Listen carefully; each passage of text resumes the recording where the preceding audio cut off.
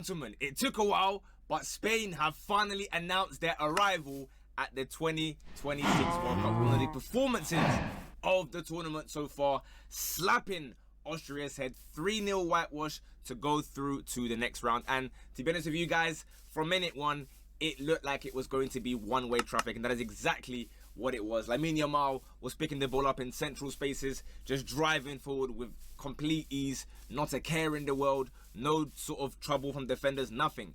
In fact, he thought, you know what, I'm kind of bored of this, trying to play through the middle, trying to feed Baena and Oyarzabal. Let me go back on the wing, and instead of having his own panel competition with Lima, just nutmegging him. Every time he gets near him, nutmeg, close your legs, buddy, to the point where Lima's now coming towards him with his legs closed like that, tail between his legs, like, you know that picture when they say, yo, there's my man praying to Neymar, like, yo, broski, please allow it. That is what Yamal was doing to Lima. However, as much as we can praise the dribbling and whatnot, the end product was still kind of lacking a little bit, to the point where they had to rely on Cucurella to score the opening goal. It's a corner, the ball bobbles about, and Cucurella smashes it into the net, but it is ruled out for a foul. I believe that's the second time in recent days where they've given a foul on the goalkeeper. So again, you guys can debate, you know, whether or not you think that is a foul or not. But Cucurella says, you know what, okay, no worries, you won't let me score, that's fine, I'll provide an assist instead. So the ball's played out wide to him, he whips it to Oyarzabal, who makes it 1-0, taps it home cleanly. It's that kind of one-touch football that has been so, I guess, synonymous with Spain for the last, well, 2 decades, I want to say, you know, from like 06, 08 up until now. That's kind of been the Spain way. I don't know what you guys think. Maybe I'm going crazy here. I've always kind of found Spain a little bit boring. I can't lie to you lot. When I watch Spain, I struggle to really get excited and on the edge of my seat, because I know how good they are. Listen, these are the European champions, let's not forget. They've just won the Euros a couple years ago. But for me, it's like, I know it's going to be death by 1,000 passes, right, for the most part. Then a couple years ago, it kind of changed with the introduction of Yamal and Nico Williams. But without Nico Williams there, to, I guess, be the Batman to Yamal's Robin, or, you know, whatever way round, rather, actually. Apologies to Yamal. It just seemed like Baena wasn't really on the same wavelength. He was okay, don't get me wrong, but you've got, like, Danny Olmo in midfield, again, just kind of playing well, but kicking it at his own players. I wasn't really keen on that. What I was keen on, however, was the re-emergence of the backline. We know that Pedri for Spain plays a little bit further forward because, of course, at Barca he's more deep, and he's now got Rodri to do that for him. Rodri, much better in this game. People were kind of praising him for the group stages. I'm thinking, I'm not really sure what's going on there. Again, I like to look at things objectively and not based on how good you are in general. I don't think Rodri was that good in the groups. However, this was more like the Rodri that, you know, had that crazy unbeaten run and then went to go and win the Ballon d'Or and whatnot. And Pedri, similarly, much more like it from him. Again, people seem too reluctant to be honest about, like, if they're players they like average or below par games, they don't want to say it. I am someone that I'll call it both ways. If you're a bit like, yeah, you're kind of meaty, no problem. When you're balling out, bang. That is what I'm going to be showing you. Pedri, fantastic performance. And again, the back line as well. Kubasi, someone that maybe I made a bit of an error in terms of the team of the group stage. I didn't put him as my centre back. But again, it wasn't like I was saying he was meaty. Again, he was really good. I just felt like I wanted to give more flowers to, you know, well, first and foremost, my Ghanaian centre-backs. And even guys like Mbokazi didn't make it. So, you know, yeah, it was a tough one to get into. But Kubasi, again, another clean sheet. In fact, you know, a spoiler alert, I guess, for a later. I'll give it to you now, even. But for those of us who remember, or at least one of them for today, is that Unai Simon, again, not really criticised, but many people questioned why he's playing over David Raya and Juan Garcia, two of, you could argue, the top 3 keepers in the world this season. Well, it is now 580, well, he's passed rather 580 minutes without conceding in the World Cup. This is a record that he had just overtaken from Walter Zenga, Italian 90, for those of us who remember. So I'm not going to act like Austria were, you know, flying forward and he was making save upon save, but regardless, if you're keeping clean sheet upon clean sheet, it ain't broke, you know, don't fix it. Second half, I'm not going to lie to you, Yamal kind of dropped off a little bit. He was still trying to, like, nutmeg Lima over and over again, but I felt like he was kind of forcing it at a point, if that makes sense. Where, listen, you know it's the world stage, you want to impress, all the superstars are putting up, you know, GA and stat padding or doing whatever they are, so fair enough. But, like, I don't know, could have been a bit more productive. Even right on half time when they hit the bar. Bayern hitting the bar. Yeah, the crossbar from the free kick. Yamal gets the rebound, probably should do better, but hits it right at Schlager. Second half again, not quite doing it, but fair play to Pedro Porro. He is someone who obviously got the nod ahead of Llorente because of his, well, crossing and attacking capabilities, and he had that on full, display today. Because defensively they were calm, other than like a couple chances where Austria went forward with when Chukwuemeka came on. He was looking a bit shocking defensively, but going forward, there was a lovely little intricate 1-2 couple passes, but again, no shot on target for Unai Simon to even deal with, so it didn't really matter in the end. And Spain were just playing through, with complete ease, to the point where Pedro Porro flies in around the penalty spot and heads home pretty much not an empty net, but like a free open header, let's call it, to make it 2-0. And at that point I'm thinking, yep, I've got my perfect, especially when I then go and see Gavi coming on. That to me means, okay, yep, cool, job's done, game over, there's going to be no more goals in this game. Unfortunately, but also fortunately, there was to be one more goal, because in the 87th minute, they're flying forward again, they get a chance, and that next 2 minutes is wave upon wave, and I'm thinking, oh no, man. I want to make a video telling my wonderful people that have subscribed. In fact, I haven't said it to you if you haven't. Thank you guys for 90k today. We are on the road, on a Pedriting. We are trying to see that 100k in our sights. What Austria saw was the ball in the back of their nets. For a third time, Oyarzabal with the brace. Again, someone that he's playing number 9. I've said I don't know if he can win the tournament with this guy up top, but he continues to deliver goal upon goal upon goal. You have to say, you know what, fair enough, because Spain don't really score knockout braces, right? The last time that happened was what?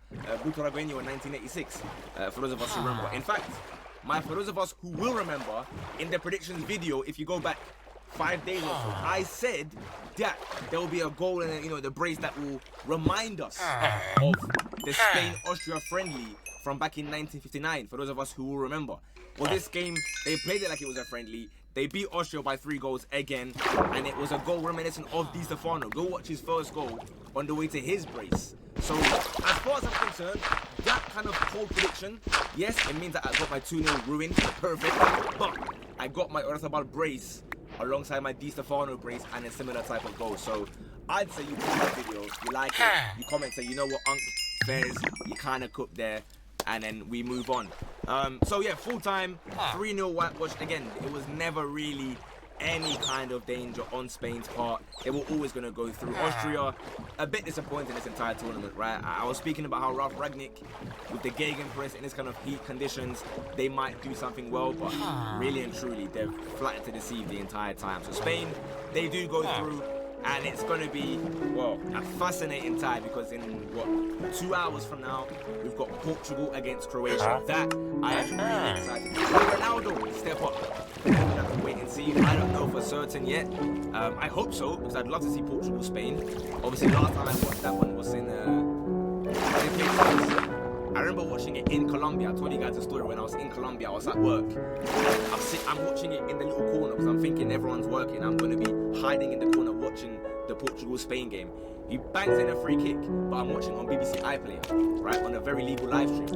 And 30 seconds beforehand, I'm hearing everyone screaming downstairs. Ah! I thought we were getting robbed or something. It turned out they were all watching it downstairs and they had seen the free kick live whilst I was waiting. So there we are. That's one little fact for you guys. But alas, Spain. Are they the favourites for me? No. I know many of you do have them as the favourites. I do not have them. I think they'll end up going to meet France, but I think France just has too much for them. They're a much stronger midfield. Physically, that is not. Physically, they're just much better. Oh, sorry, there's one person that I've got to speak about. For as much as I want to praise everyone here, big up to everyone.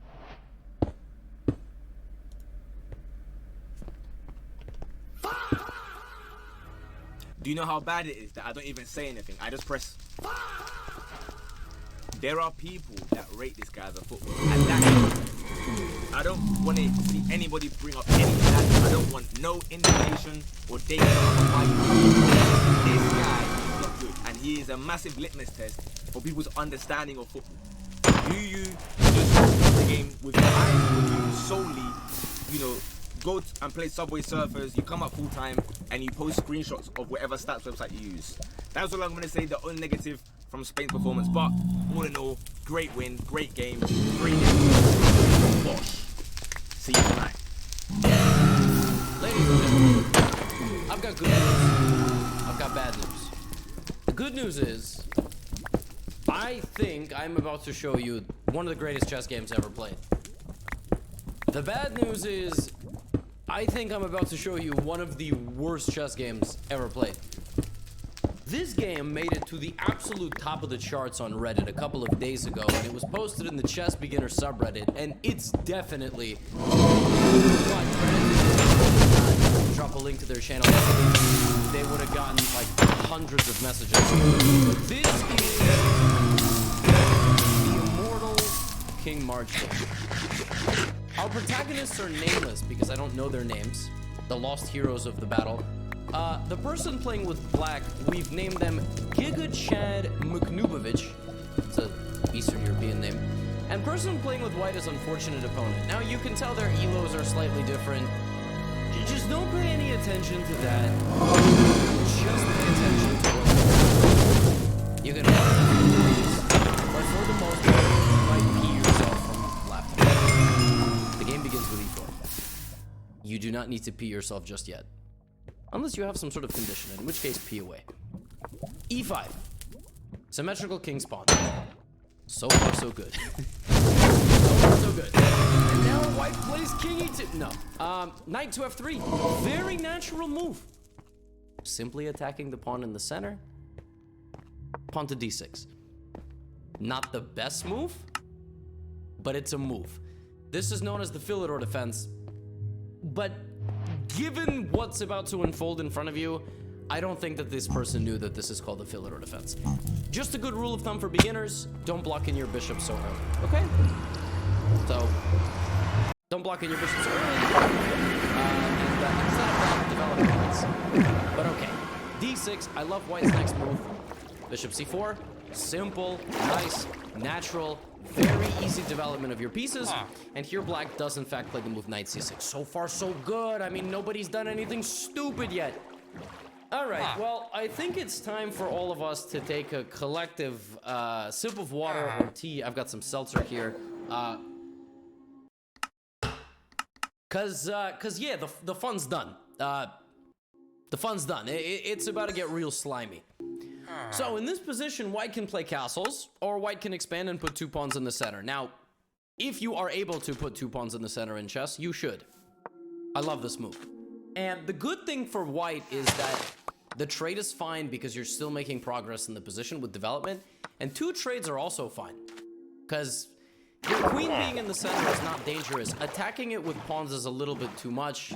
Your queen slides back, your queen is safe, and you have good control of the light squares. So, as long as a knight cannot attack your queen in the center of the board, it's okay to put the queen there, for the most part.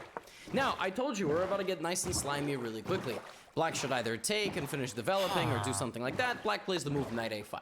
Now, knight a5, I must admit, is definitely not the stupidest move I've ever seen. In fact, it attacks the bishop. Like, there is a threat. All right? And to black's credit, our protagonist's credit, white does not play the best move because black wants to take the bishop. Black doesn't mind if they take the bishop on that square. It's still a bishop. All right? It would have been better for white to actually go the other direction where they wouldn't have gotten their bishop taken. But bishop b3 is played, and naturally, black took it because black wanted to get rid of the bishop. Here, white recaptures with the correct pawn. It's better to take with the flank pawn, even over here, because even if you castle, you're safe. The rook is open, and it's better to keep your pawns together versus taking away from the center and creating some gap between the pawns. So a takes b3. Now, again, knights before bishops. You would like to develop your knights before your bishops. Why? Because you probably know where your knight is going. You don't know if the bishop wants to go there. Plus, don't have a blind spot for the pawns in the center of the board, which a lot of beginners do. Just take. Alleviate the pressure. Facilitate your own development. White plays the move. Black plays the move bishop g4. Again, don't hate this move, but deal with this. Now white plays h3. Now the reason why the move h3 is not good is because in this very, very rare case, taking this knight wins you the pawn on d4 probably. Because after bishop takes knight, You really don't want to just give away a bishop for no reason, but you would be winning a pawn, which is nice. It's nice to win a pawn. And the alternative for white is to go here and open up the king for the future. The computer doesn't hate it, but the computer is a piece of trash. So, black doesn't do that. Black plays bishop h5. Now white chases the bishop out. Pawn to g4 says, get out of here. You want to play a bad move. In this particular case, the computer likes it. I would not recommend for beginners to advance pawns like this because you're going to weaken your king. Bishop to g6. Hitting the pawn in the center. White develops. Now black takes. Queen comes out. Remember how a moment ago I told you it's okay to put the queen in the center of the board as long as a knight cannot attack it? Because the move c5 is only a very temporary dopamine move and individually it causes a lot more irreparable damage to the position. I was not exaggerating. I used to teach 4-year-olds how to teach chess. I bet none of you watching this are 4 years old, and if you are, then where are your parents? And if your parents are close, well then I won't swear for the rest of the video. I used to teach 4-year-olds chess. I know how to deconstruct concepts, whether you're 4, 8, 20, 30, 70, 90. And if you're watching this above the age of 90, congrats. I had no idea you even knew how to turn on an electronic. God bless. So, c5 attacks the queen on d4, and the queen goes up to d5. Now, black is significantly worse. If you look at the evaluation bar, it says that white is plus 1.8. The reasons for that. Number 1, black doesn't have a lot of development. Black's pieces are all pretty much on the back rank. Number 2, black has a lot of weaknesses. White has not just more development, but good development. High quality development, all right? Farm raised, grass-fed beef, okay? Wagyu. Those are not the same thing.